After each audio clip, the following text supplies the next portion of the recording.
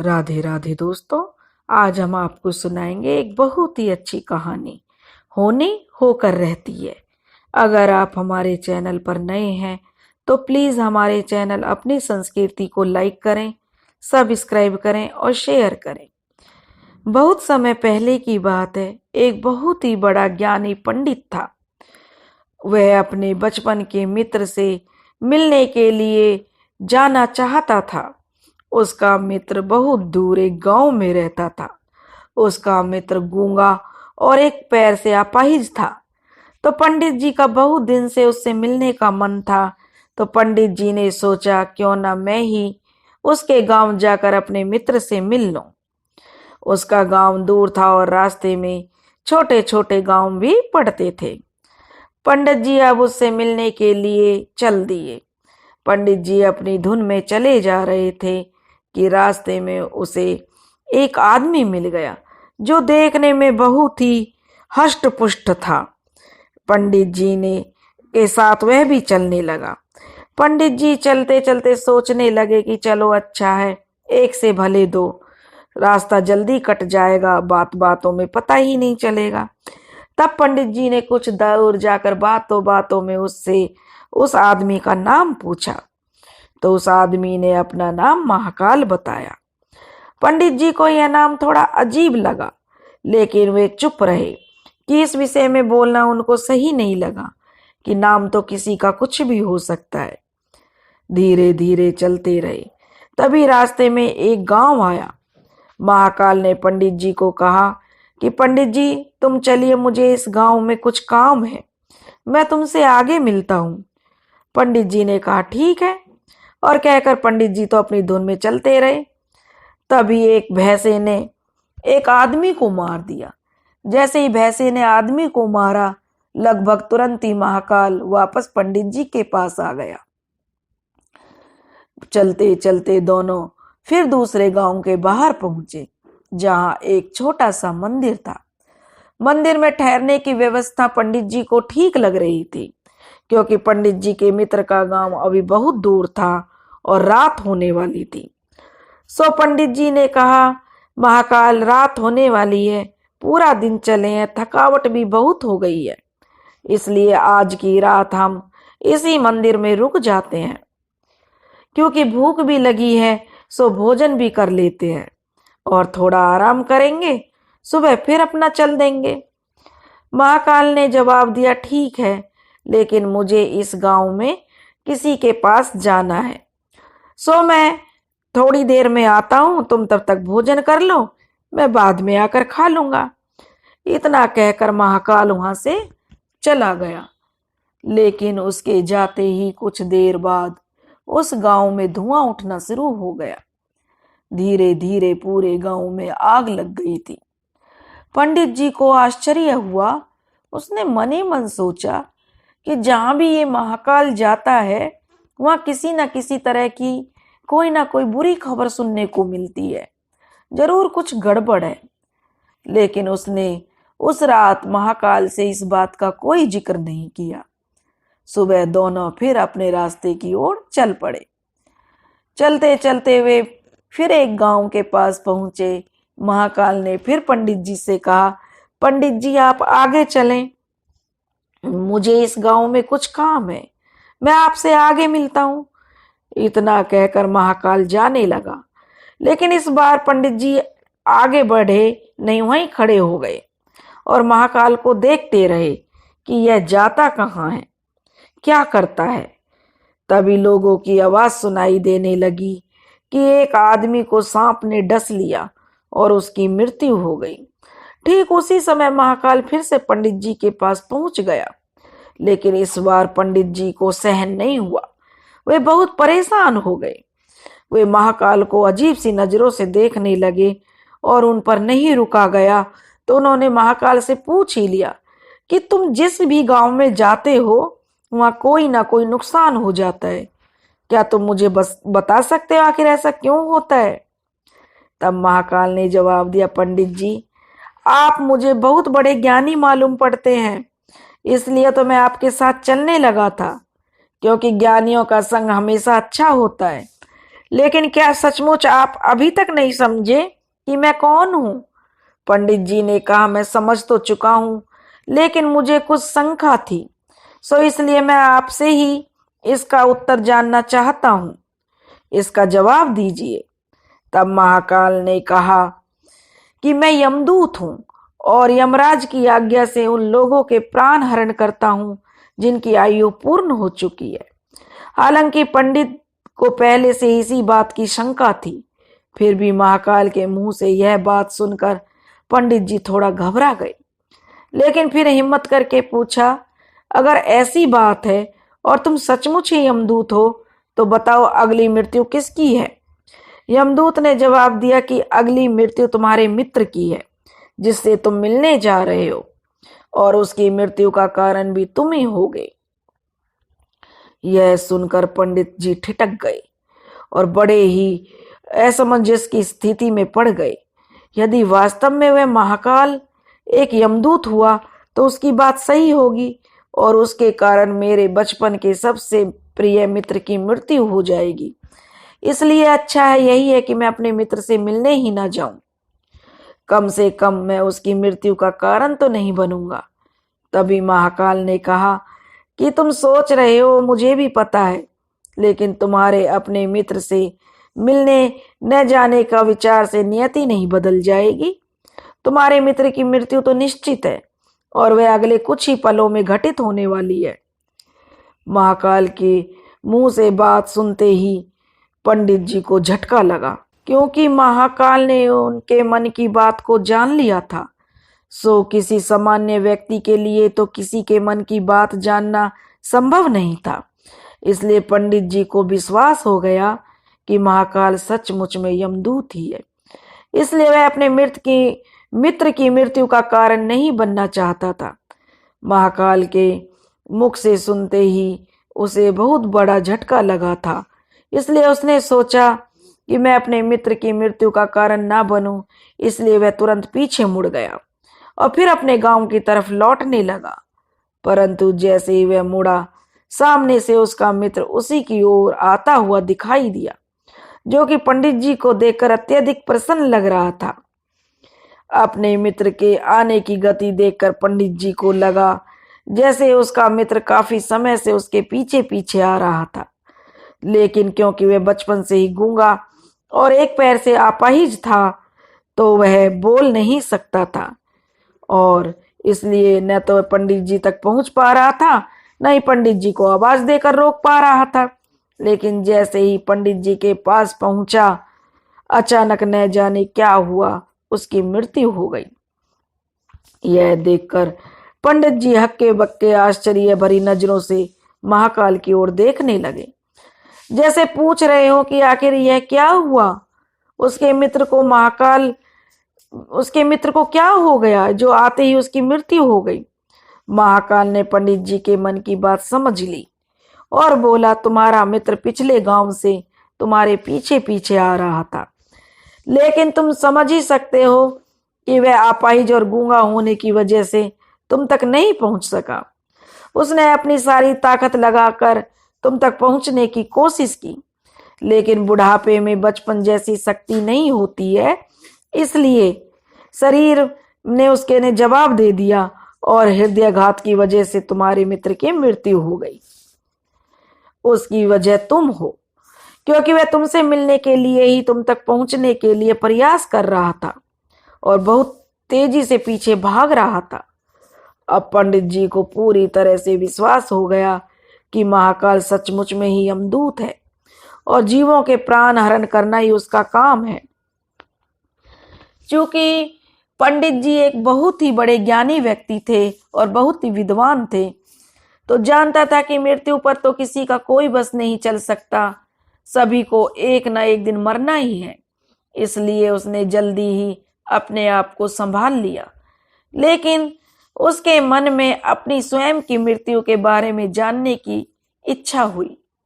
इसलिए उसने महाकाल से पूछा, अगर तुम मृत्यु के यमदूत हो, यमराज के यमदूत हो, तो बताइए, अगर मेरी मृत्यु मेरे मित्र की होनी थी, मेरी वजह से मृत्यु मेरे मित्र की होनी थी, तो तुम शुरू से ही मेरे साथ क्यों चल रहे थे? महाकाल ने जवाब दिया, मैं तो सभी के साथ चलता हूँ, हर क्षण हर पल रहता हूँ। केवल लोग मुझे पहचान नहीं पाते, क्योंकि लोगों के पास अपनी समस्याओं के अलावा किसी और व्यक्ति, वस्तु या घटना के विषय में सोचने या उसे देखने का समय ही नहीं होता है। पंडित जी ने फिर पूछा, तो क्या तुम बता सकते हो मेरी मृत्यु कब और कैसे होगी? महाकाल ने कहा कि किसी भी सामान्य जीव के लिए यह जानना सही नहीं है, क्योंकि कोई भी जीव अपनी मृत्यु के विषय में जानकर व्यथित हो जाएगा। लेकिन तुम ज्ञानी व्यक्ति हो और अपने मित्र की मृत्यु को जितनी आसानी से तुमने स्वीकार कर लिया है, उसे देखकर मुझे लगता है कि तुम अपनी मृत्यु के बारे में जानकर भी परेशान नहीं होंगे। सो तुम्हारी मृत्यु आज से ठीक 6 महीने बाद होगी, और आज ही के दिन। लेकिन किसी दूसरे राजा के राज्य में फांसी लगने से तुम्हारी मृत्यु होगी। आश्चर्य की बात यह है कि तुम स्वयं खुशी से फांसी को स्वीकार करोगे। इतना कहकर महाकाल जाने लगा, क्योंकि अब उसके पास पंडित जी के साथ चलते रहने का कोई कारण नहीं था। अब पंडित जी अपने मित्र की जो है उसका अंतिम संस्कार, कर्मकांड जो भी उनसे संभव हुआ वह उसका करके अपने गांव लौट आया।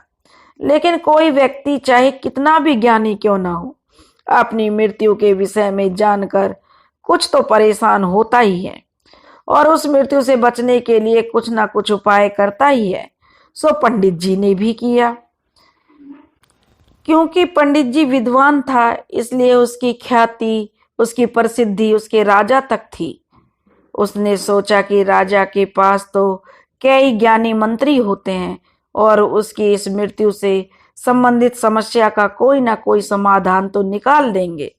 इसलिए पंडित जी राजा के दरबार में पहुंच गया और राजा को सारी बात बताई। राजा ने पंडित जी की समस्या को अपनी मंत्रियों के साथ बांटा और उनसे सलाह मांगी। दरबार लगा, सब मंत्रियों ने अपनी अपनी सलाह दी।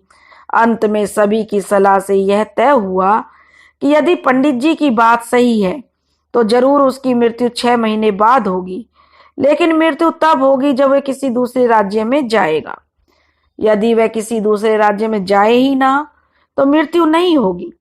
यह सलाह राजा को भी सही लगी, सो उसने पंडित जी के लिए महल में रहने की व्यवस्था करवा दी। अब राजा की आज्ञा के बिना कोई भी व्यक्ति उस पंडित से नहीं मिल सकता था, लेकिन स्वयं पंडित जी कहीं भी आ जा सकता था, क्योंकि उसे यह न लगे कि राजा की वह कैद में है। हालांकि वह स्वयं पंडित जी डर के मारे कहीं आता जाता नहीं था। धीरे धीरे पंडित जी की मृत्यु का समय नजदीक आने लगा। आखिर वह दिन भी आ गया जब पंडित जी की मृत्यु होनी थी। सो जिस दिन पंडित जी की मृत्यु होनी थी, उससे पिछली रात पंडित जी डर के मारे जल्दी ही सो गया, ताकि जल्दी जल्दी वह रात और अगला दिन बीत जाए और उसकी मृत्यु टल जाए। लेकिन स्वयं पंडित जी को नींद में चलने की बीमारी थी और इस बीमारी के बारे में वह स्वयं भी नहीं जानता था। इसलिए राजा और किसी को भी इस बीमारी का जिक्र करने का उसके पास कोई उपाय ही नहीं था, जब उसको ही खुद नहीं पता था। अगर वह राजा से इस बारे में बताता तो कोई वैद्य या चिकित्सक इस बीमारी का इलाज तो करते, लेकिन जब राजा को ही यह मालूम नहीं था तो इलाज का तो प्रश्न ही नहीं उठता था। स्वयं पंडित जी भी अपनी इस बीमारी के बारे में नहीं जानते थे। पंडित जी को मृत्यु को लेकर बहुत चिंतित थे और उन्हें नींद नहीं आ रही थी। जब ठीक से नींद नहीं आ रही होती है, उसी रात पंडित जी को जो नींद में चलने का दौरा पड़ा और वह उठा और राजा के महल से निकलकर अस्तबल में गया। चूंकि वह राजा का खास मेहमान था, इसलिए किसी भी पहरेदार ने उसे नहीं रोका, किसी तरह की कोई पूछताछ नहीं की, और वह अस्तबल में पहुंचकर सबसे तेज दौड़ने वाले घोड़े पर सवार होकर नींद की बेहोशी में ही राज्य की सीमा से बाहर दूसरे राज्य की सीमा में चला गया। इतना ही नहीं, वह दूसरे राज्य के राजा के महल में पहुंच गया और संयोग से उस महल में किसी भी पहरेदार ने उसे नहीं रोका, ना ही कोई पूछताछ की, क्योंकि सभी लोग रात के अंतिम पहर में गहरी नींद में सो रहे थे। तब वह पंडित जी सीधे राजा के शयन कक्ष में पहुंच गया। रानी के एक ओर उस राज्य का राजा सो रहा था और दूसरी ओर स्वयं पंडित जी जाकर लेट गया। सुबह हुई तो राजा ने पंडित जी को रानी की बगल में सोया हुआ देखा तो राजा बहुत क्रोधित हुआ। अब पंडित जी को गिरफ्तार कर लिया।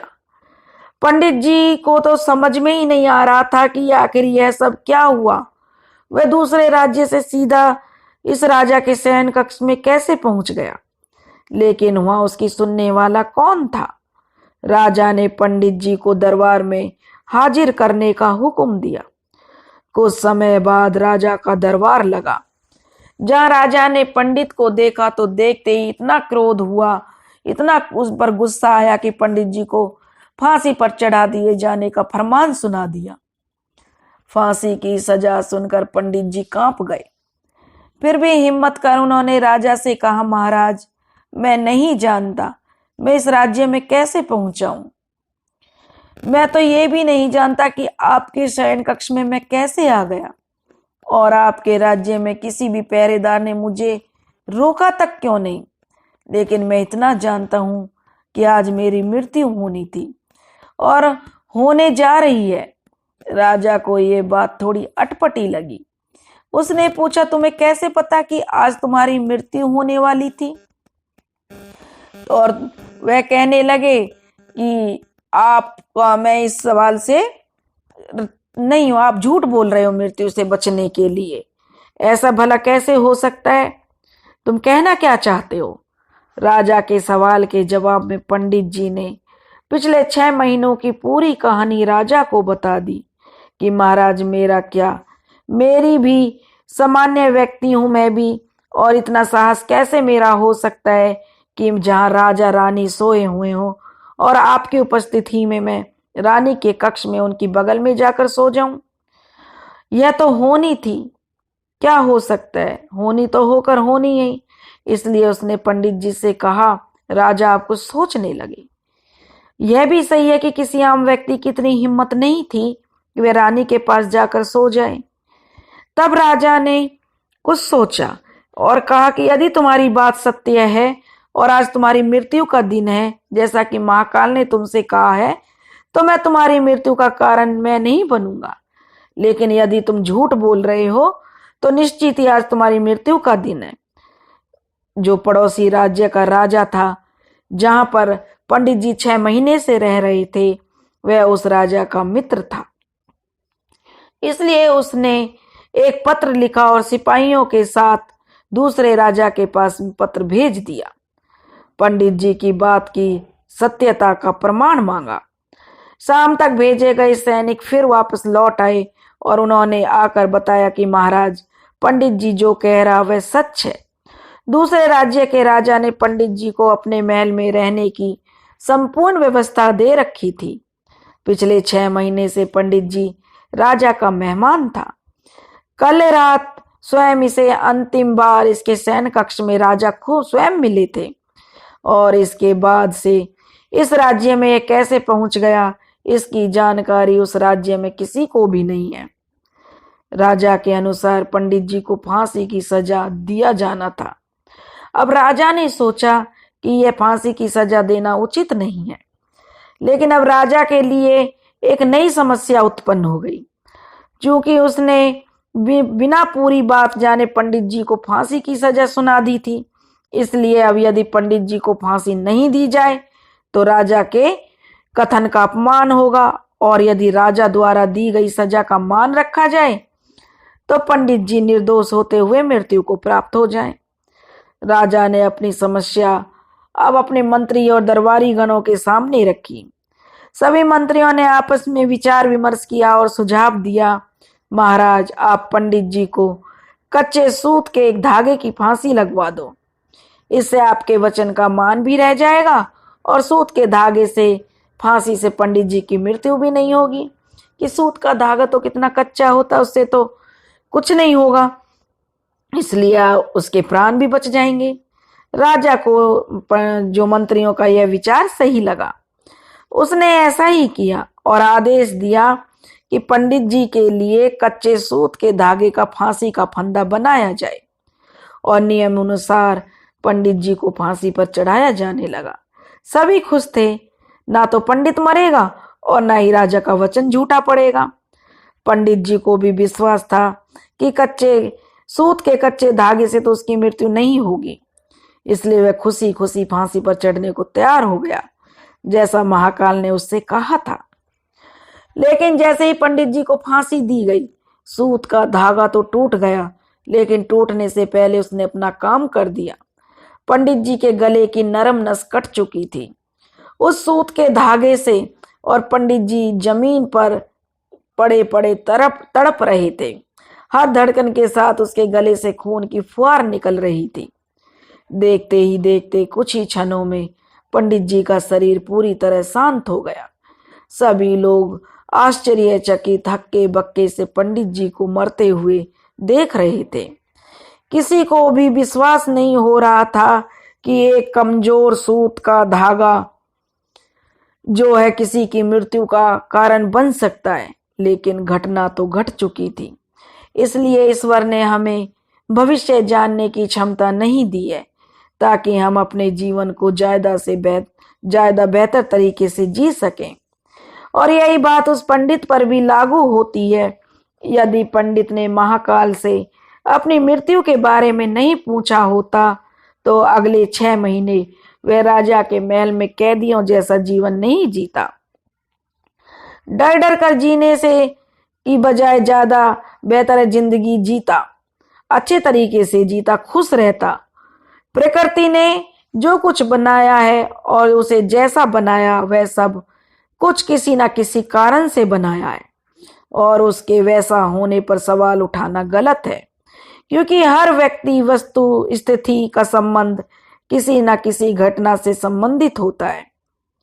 दोस्तों, अगर आप भी देखते हो, कहते हैं ना कि अरे अनहोनी हो गई, उसके साथ तो ऐसी अनहोनी हो गई। अनहोनी नहीं होती है, होनी होती है। होनी को कोई नहीं टाल सकता, होनी तय है, इसलिए अनहोनी कभी नहीं होती। अगर आपको हमारी कहानी पसंद आई हो तो प्लीज़ ज़्यादा से ज़्यादा लाइक करें, शेयर करें और सब्सक्राइब करें। राधे राधे।